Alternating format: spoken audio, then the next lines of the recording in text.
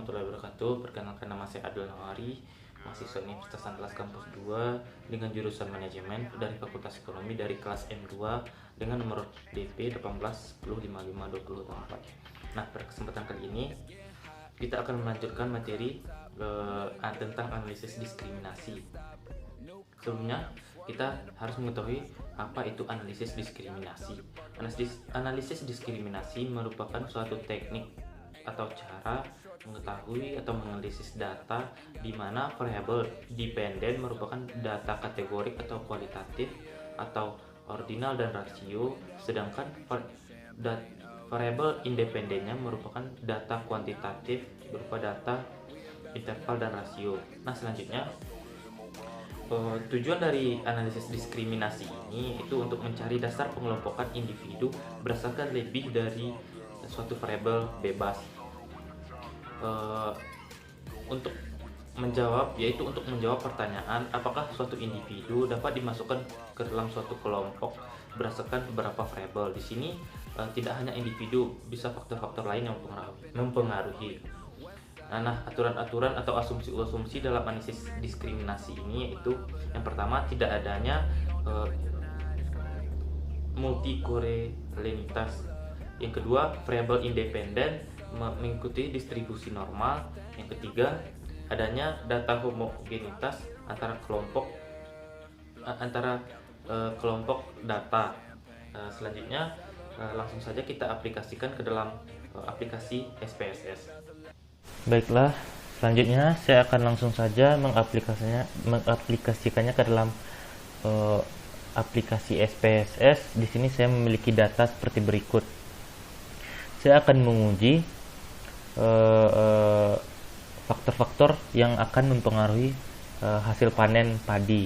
Di sini hasil panen sebagai variabel Y, pupuk sebagai X1, kesuburan tanah sebagai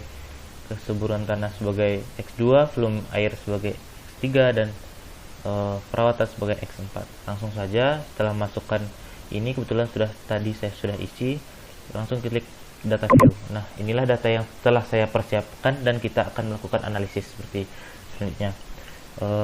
Hasil panen sebagai variabel Y atau variabel yang dipengaruhi.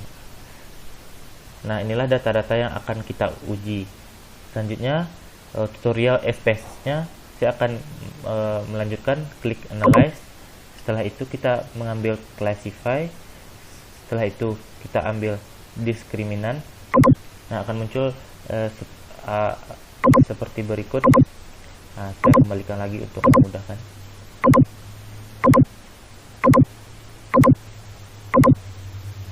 Nah, di sini kita terdapat dua tabel, yaitu grouping variable dan independent. Grouping variable yaitu variabelnya kita harus memindahkan hasil panen kepada grouping variable. Selanjutnya X1 atau pupuk kita ke independen, kesuburan tanah, volume air, dan perawatan. Nah, selanjutnya kita ambil statistik, fitur statistik. Kita harus menceklis means, univariate ANOVA, box M pada tabel deskriptif. Pada tabel function coefficient kita mencentang Fisher, dan pada tabel matriks kita hanya mencentang pada total coverage. Selanjutnya new. Nah, selanjutnya kita klik variable independen pada grouping variable ini. Nah, di sana fitur define rank-nya hidup, kita klik lagi. Di sini kita akan menceklis min 1 sebagai minimum, 2 sebagai maksimum. Nah, selanjutnya continue. Nah, inilah selanjutnya kita akan klik OK. Nah, disinilah hasil dari output data tersebut. Teman-teman bisa melihat terdapat banyak tabel-tabel output yang akan kita baca. Yang pertama itu yang akan kita baca terdapat pada tabel grup statistik. Di sini kita akan menguji X1, X2, X3, dan X4 seperti data berikut. Uji X1, X2, X3, dan X4. Nah, terdapat total di sini. Kita akan melihat hubungannya dengan hasil panen. Hubungan-hubungan variabel-variabel berikut. Di sini kesuburan tanah kita bisa melihat datanya nilainya paling tinggi yaitu 7,45. Nah, kita bisa mengetahui bahwa kesuburan tanah sangat mempengaruhi terhadap hasil panen.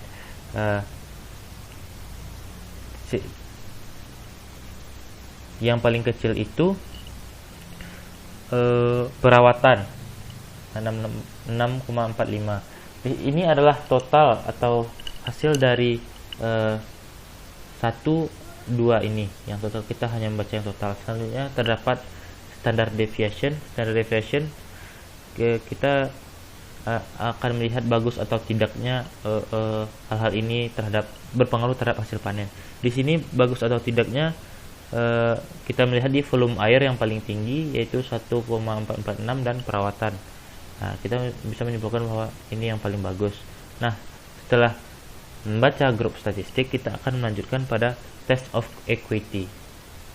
Test of equity.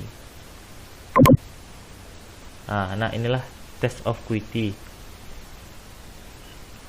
Di sini terdapat tabel Wicks lambda.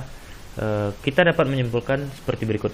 Ketika angkanya mendekati 1, berarti tidak ada perbedaan antara nilai rata-rata.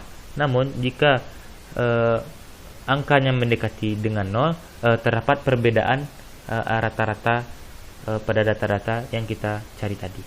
Di sini kita bisa melihat pupuk, kesuburan tanah, volume air dan perawatan. Nah, yang paling dekat dengan 1 itu pupuk, volume air dan perawatan. Berarti ada hubungan rata-rata antara 3 variabel tersebut. Nah, yang tidak memiliki perbedaan, yang tidak ada perbedaan rata-ratanya itu yang mendekati 0, yaitu kesuburan tanah. Berarti terdapat atau ada perbedaan rata-rata hal ini dengan variabel di sekitarnya.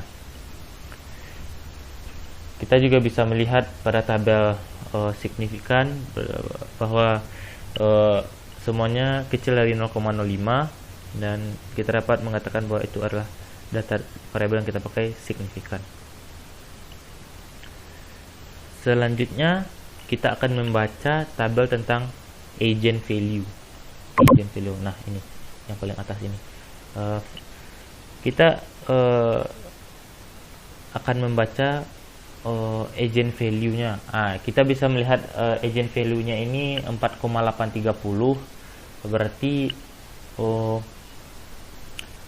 besar dari 1 dan hubungannya kuat. Selanjutnya kita melihat canonical correlation. Nilainya itu 0,9110, berarti mendekati dengan 1. Artinya korelasi skor dan fungsi diskriminan sangat kuat sangat mendekati dengan 1.